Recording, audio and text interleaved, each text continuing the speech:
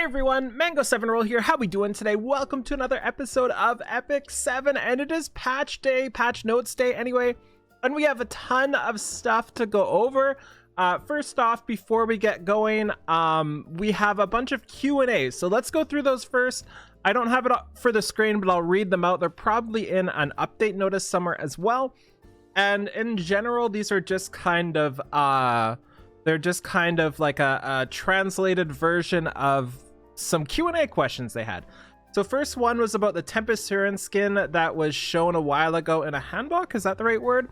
But they said, we have prepared a skin from the past, but we've decided that it's better for people to use Covenant skins instead. However, we've heard your voice and we're going to work on new work for it. However, it will take some time.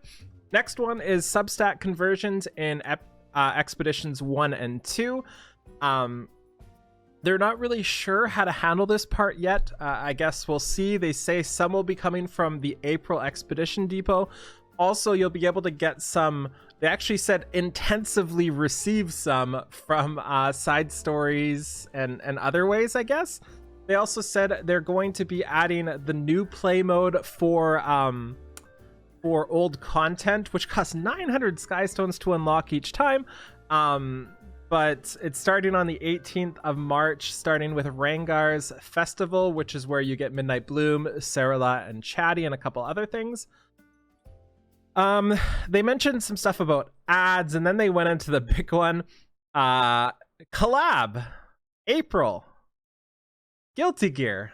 Yeah, they're rerunning Guilty Gear Collab again for April. They say it's going to be different, in quotes this time. Not sure how much different, but hopefully substantially. And there was no mention of Eno, which is likely meaning there's no Eno. I would say I'm pretty confident that we're not going to get a new character, but we'll just get some new story. The reason being, people are really pissed off right now that they haven't unveiled a new collab. I feel like saying we're getting Eno would be, you know, kind of a little bit of a pat, here you go. But they did say end of June for a new collab with a new IP, so that's pretty exciting. They said there are some weird shenanigans going on, basically revolving around why they can't tell us, which makes me think it's not like your typical collab, which kind of makes me fear that it's a HoloLive collab or something similar to that, just because like if it was a typical anime or game, they'd be able to tell us right now, but they said stuff about contracts and NDAs and stuff, basically. So I'm really curious about this one. It seems like they would have liked to reveal it, basically, is what I'm saying. Anyways, next up, Insufficient Gold. They said people have insufficient gold. Last year we made some improvements. We're looking into it, they said. They'd like to fix it by new content, not by just increasing the amount of gold we get. They're expanding the inventory space up 50 more as well, up to 50 more as well. World Arena season is ending on March 18th, so make sure you get into Master or whatever in how many days is that? 15 days or so. And a March balance patch this Friday. We'll have the update notice, so you'll see my video out on it then there as well. So now that we're done the Q&A, let's look at the slides. I have the hiccups. We actually had some pretty cool things. First off, we have the Book of Memoirs. This is what we talked about releasing on the March 18th. 900 Skystones to join into it. You can get Sarala, Chatty, Midnight Bloom, and a couple other things. Next up, we have the preview here. Shows what it takes to unlock it. And you actually need 900 for both, it looks like. So 900 for the Kikrat, 900 for the Sarala. So every time you want to unlock one of these older stories, you'll have to do that. Next up, let's actually watch a video. Let's watch a video next up. Hopefully this isn't too loud. And this is the new hero. I'm in love. A lot of people aren't, and they're pissed off it's not Senya, but I'm in love. So let's go. Curse me. The icy touch of death shall embrace you. I love the music and everything. So Anne Yatsko, let me Google that really quickly. I really like her voice, so I'm super excited for this. So let's see who she voices here, bringing it up. So Anyako, Star Citizen, Wasteland 3, Final Fantasy 7 Remake. I don't really know much of this stuff here, but she's done a bunch of VAing and her voice is pretty fantastic in this. So that's pretty cool. So yeah, let's go take a look at her abilities and everything here. I've actually got them in the here, so it's probably better to look here. Okay, so one of her skills is Absolute Zero. It's a 5-turn cooldown with 3 souls acquired, reduces the energy or releases energy to attack all enemies with a 60% chance to stun for 1 turn, increases the combat readiness of all allies by 5% according to the number of critical hits made. So this does go up to 85% chance with Molagoras as well. So you've got that 15% chance and then the other 15% chance. And it also increases by the amount of crits. So you'll have an additional likely 15 to 20% extra combat readiness to your team with this. We also have Cold Snap as well. And this one here attacks all enemies with an explosion of ice, dispelling 1 buff before decreasing CR by a random amount between 5 and 20%. A critical hit will decrease the CR by an additional 10%. The Soul Burn effect is skill cooldown decreased by 2 turns, and this is interesting. It's a 2 soul acquiring from this. It only costs 10 to Soul Burn, and it is a 3-turn cooldown after Molagora down to 2 turns. So does that mean it's up every turn, or will it be up every other turn if you soul burn? And only 10 souls. That's pretty insane. That's definitely something to consider, because just bringing in your own book will let you do this like a couple times. And she's a mage, so she can bring her own book in as well. And I just realized we didn't show her stats, so let's go bring that back up. I must have missed the slide for that. Come on. Come on. There we go. Right here. So these are her stats. She's got 27% effectiveness self-imprint, which is massive. 27% base crit as well, which is also really good because you're going to want to crit with a lot of her stuff. 18% effectiveness as well. 106 speed. That's a little bit iffy. She's going to take a lot of stats. Like, you're going to need crit rate. You're going to need speed. You're going to need tons of defenses. Definitely going to be a power-hungry character.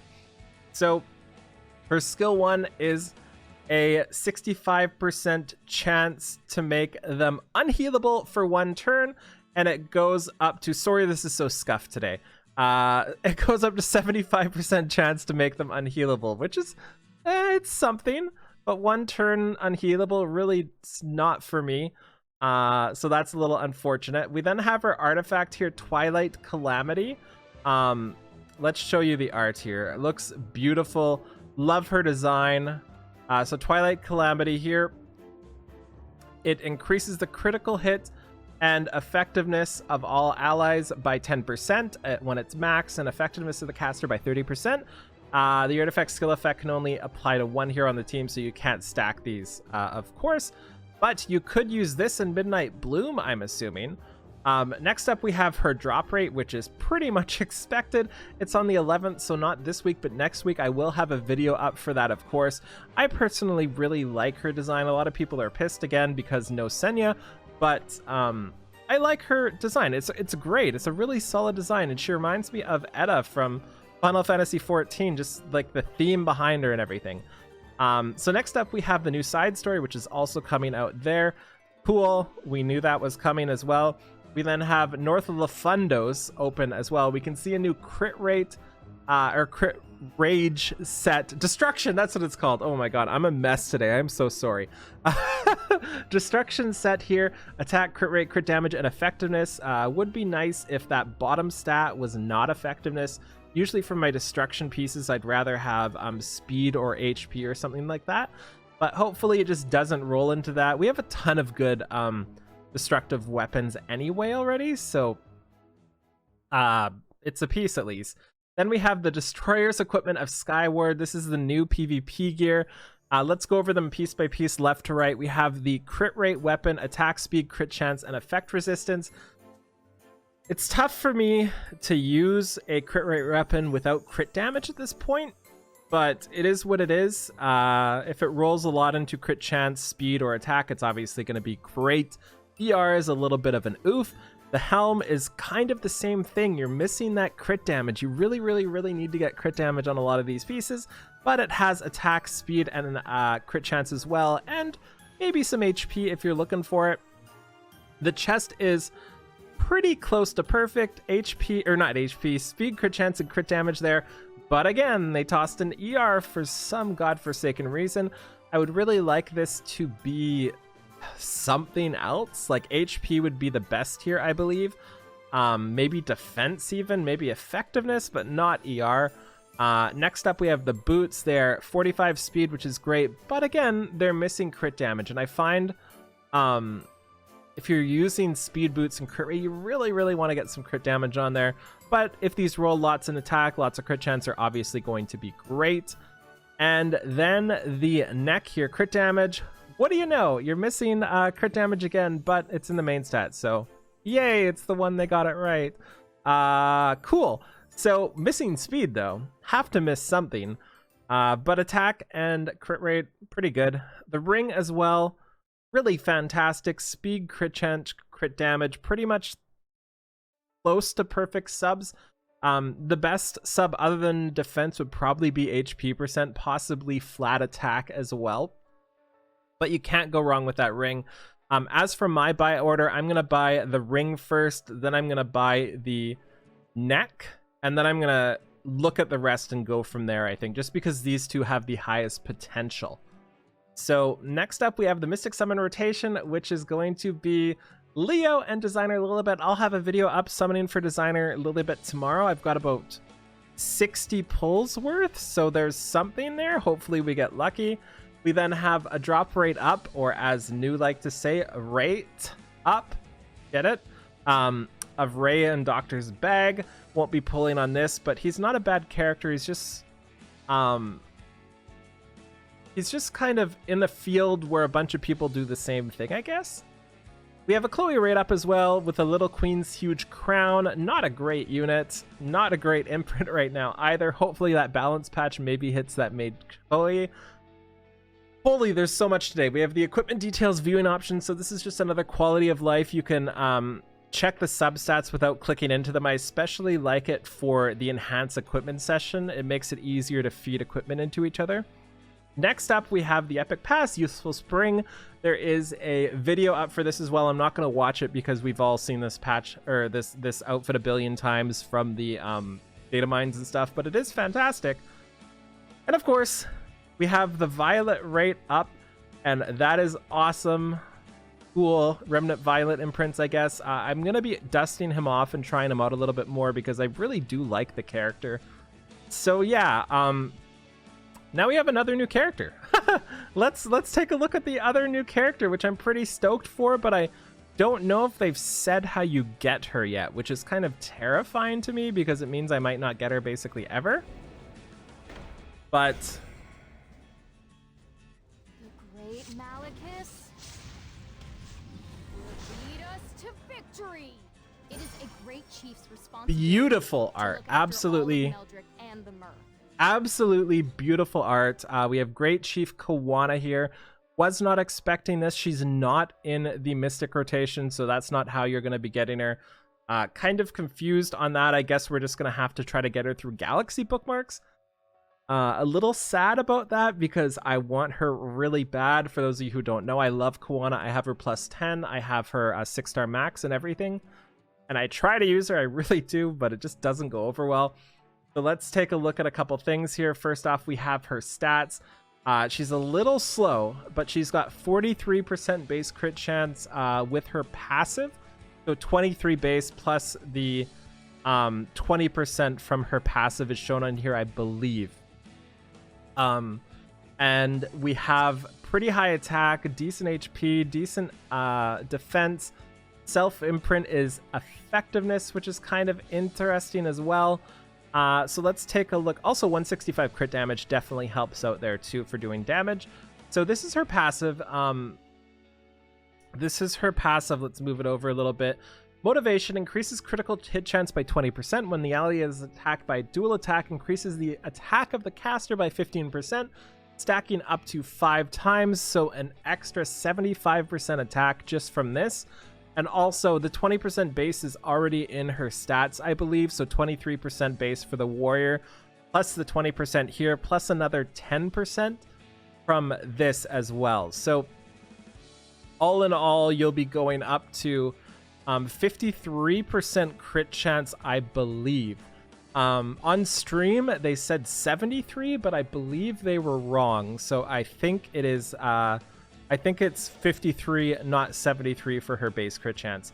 As for her skill 3 here, releases power to dispel 2 debuffs from all allies and grant increased speed and a barrier for 2 turns, barrier strength and proportionate to the caster's attack, and grants her an extra turn and -1 turn cooldown for the skill enhance, so it's down to 4 turns.